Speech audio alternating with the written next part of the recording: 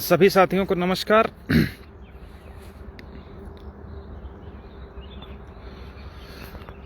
चूँकि कल अपनी सुनवाई 3 बजे से लगी हुई है और काम ज़्यादा है तो हमने सोचा सुबह ही निपटा लें। देखिए साथियों, अभी तक जो बहस हो रही है वो पूरे रिजर्वेशन मैटर पर ही हो रही है। ठीक है, अभी चूँकि पिछली डेट पर तो जब भाटिया साहब की कोर्ट में मैटर था तो डबल रिजर्वेशन वाला मुद्दा काफ़ी हाईलाइट हो रहा था। उसका मुख्य रीज़न ये था कि जिन लोगों को उसमें पार्टी बनना था, नहीं बनना था या अपोज करना था, किसी ने भी ऑब्जेक्शन नहीं किया।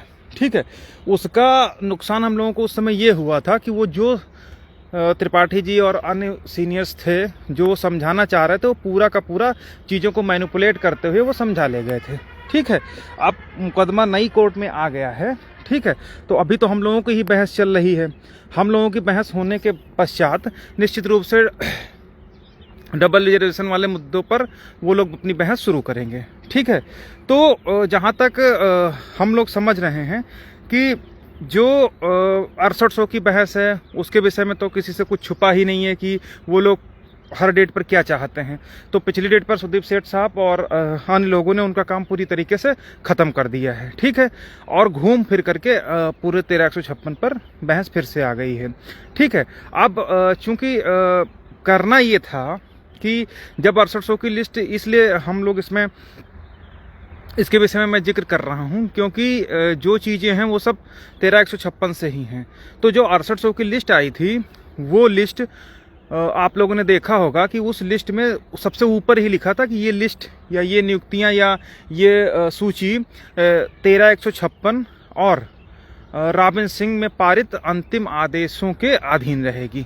ठीक है, तो अगर लीगली देखा जाए, सही तरीके से बुद्धिमानी से अगर देखा जाए तो बिल्कुल सिंपल सा क्वेश्चन है कि 6800 की लिस्ट 13156 अलाउ होने से तुरंत जो है प्रोसीड हो सकती है। ठीक है, क्योंकि जो 6800 की लिस्ट आई है वो 13156 के अधीन होगी। यानी अगर 6800 वैलिड होना है तो 13156 में जीत हासिल होना जरूरी है।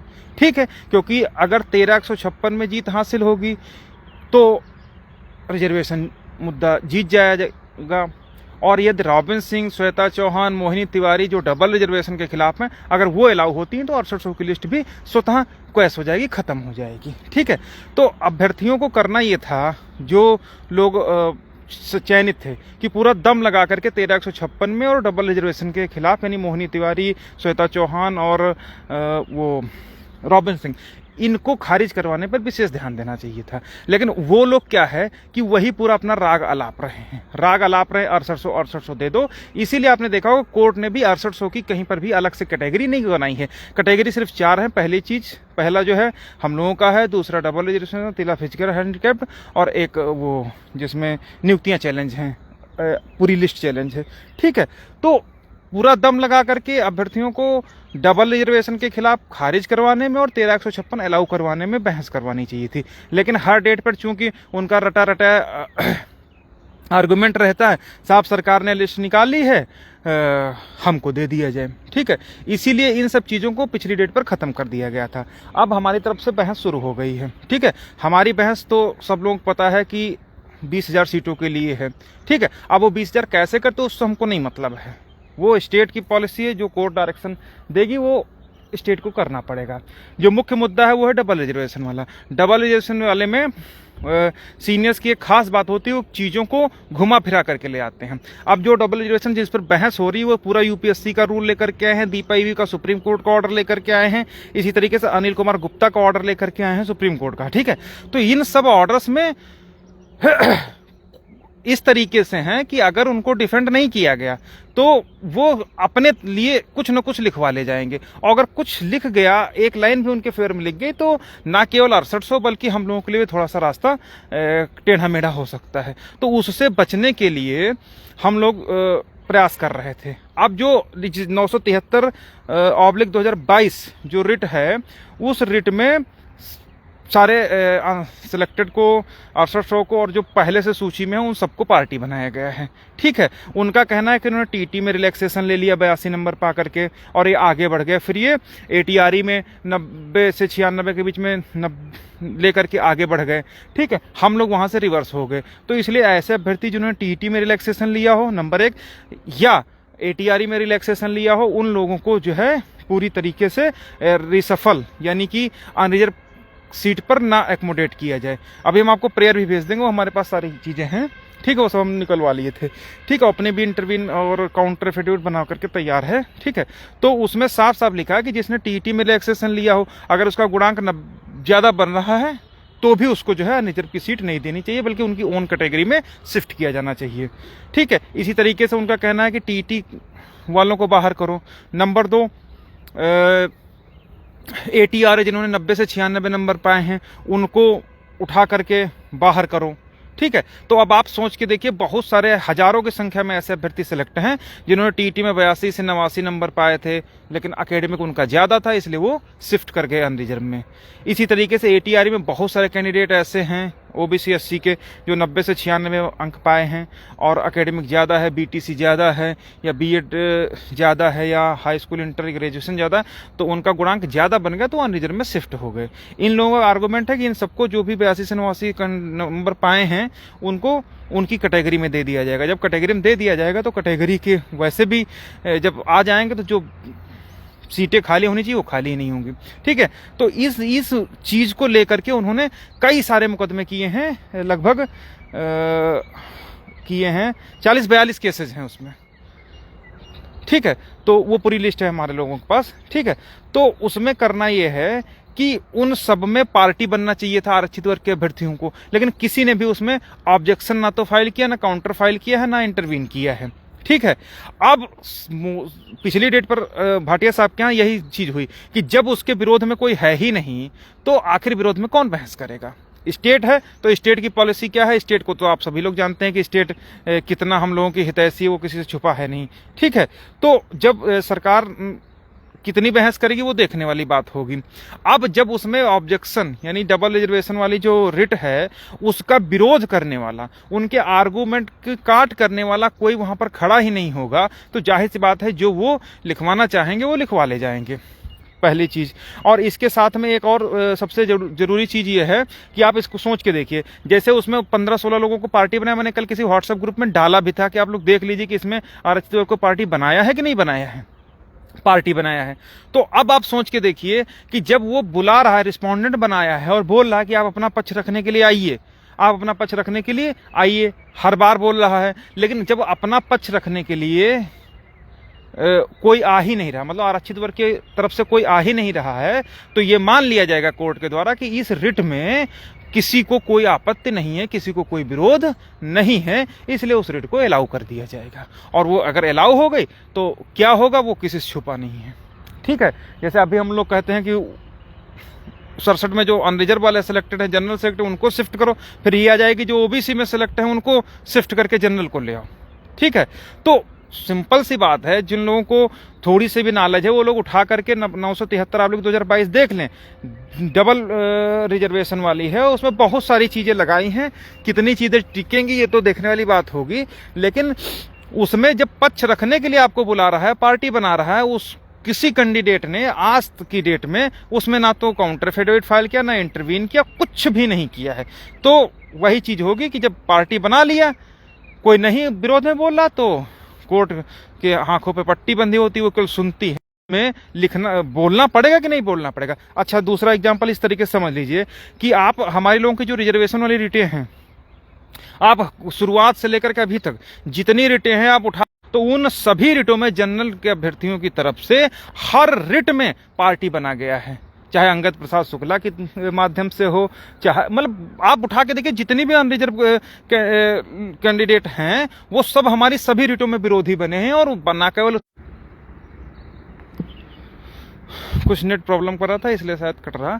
तो आप जो भी हमारी पुरानी रिटें हैं उन सब में देखिए अंगद प्रसाद शुक्ला से लेकर के अन्य तक सब में वो लोग अपना पक्ष रख रहे हैं और रिजर्वेशन का विरोध कर रहे हैं। लेकिन जब वो रिट किए हैं तो उसका विरोध करने वाला कोई नहीं है, ठीक है।